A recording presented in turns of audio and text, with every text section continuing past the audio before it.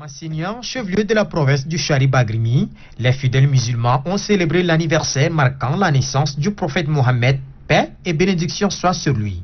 Des louanges retraçant la grandeur du prophète et ses œuvres ont pointé la célébration.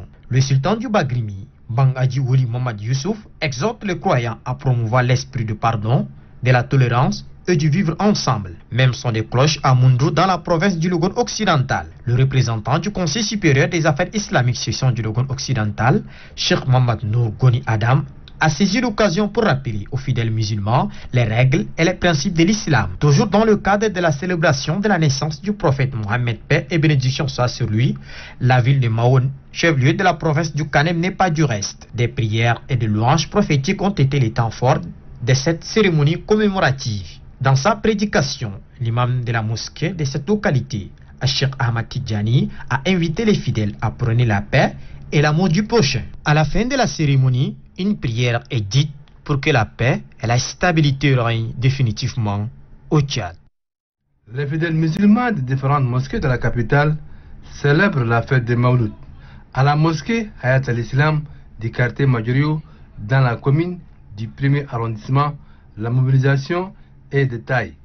Les fidèles sont venus manifester leur amour au prophète Mohammed, paix et bénédiction soit sur lui. Après avoir remercié l'assistance, l'imam de la dite mosquée, Mustafa Djibril Seyd, a mis l'accent sur l'importance de cette cérémonie commémorative. Selon lui, la révélation de la prophétie de Mohammed est une bénédiction pour la communauté musulmane. Raison pour laquelle cette cérémonie a tout son sens, précise-t-il. Le prédicateur, Cheikh Hassan Mohammed, a quant à lui exhorté les fidèles à prôner la paix et l'unité nationale. Même son de cloche à la mosquée Cheikh Ali Hassan Abdallah Al-Kanemi de la rue de 30 mètres dans la commune du 4e arrondissement. Dans cette mosquée, plusieurs fidèles musulmans ont rehaussé de leur présence cet événement.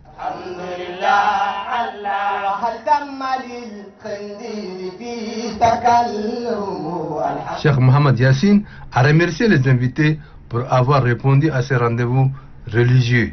Dans le même ordre d'idées, le premier vice-président du Conseil supérieur des affaires islamiques du Tchad, Cheikh Abdadaim Abdallah Ousmane, a encouragé les fidèles. Ce religieux a émis le vœu de voir le Tchad évoluer dans la paix, la stabilité et l'unité nationale.